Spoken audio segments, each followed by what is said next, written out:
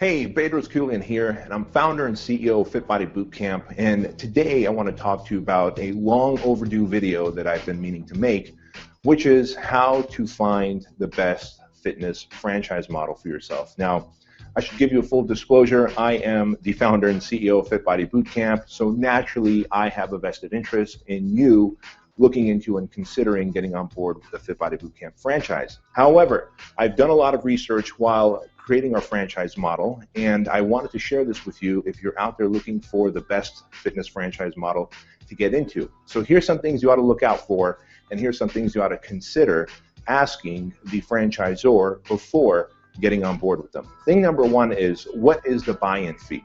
And what does the buy-in fee cover? Now, typically, every franchise has a buy-in fee, and that is a source of profit for them, and it's also a source of revenue for them to use for the deliverables they're going to give you in the get-go. For example, with us, we make you a customized website. We're going to send you 14 DVDs in the mail, etc. We're going to do search engine optimization right off the bat.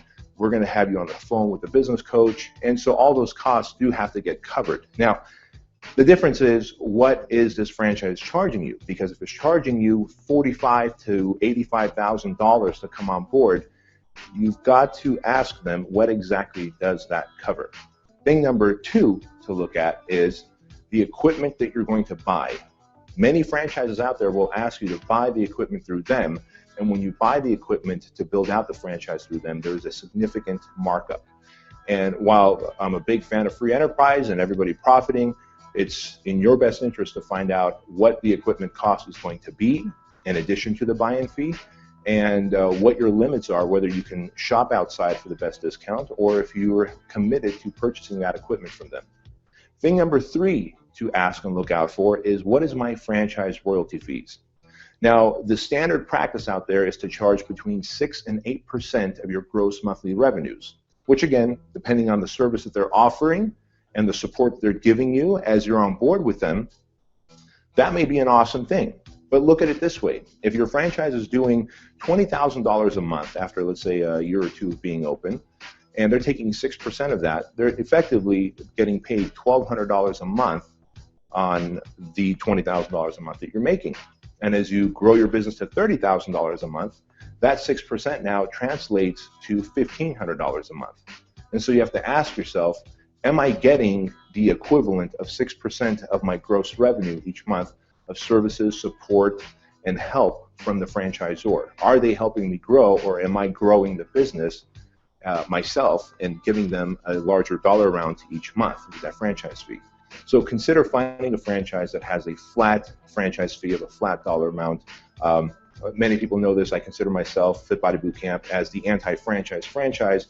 We have a flat franchise fee that's very fair, and we make our money on the back end when we help our franchise owners get more clients. I believe that's the proper business model. Your opinion might differ. The fourth thing that you're going to want to look at is, how long is the term of this franchise?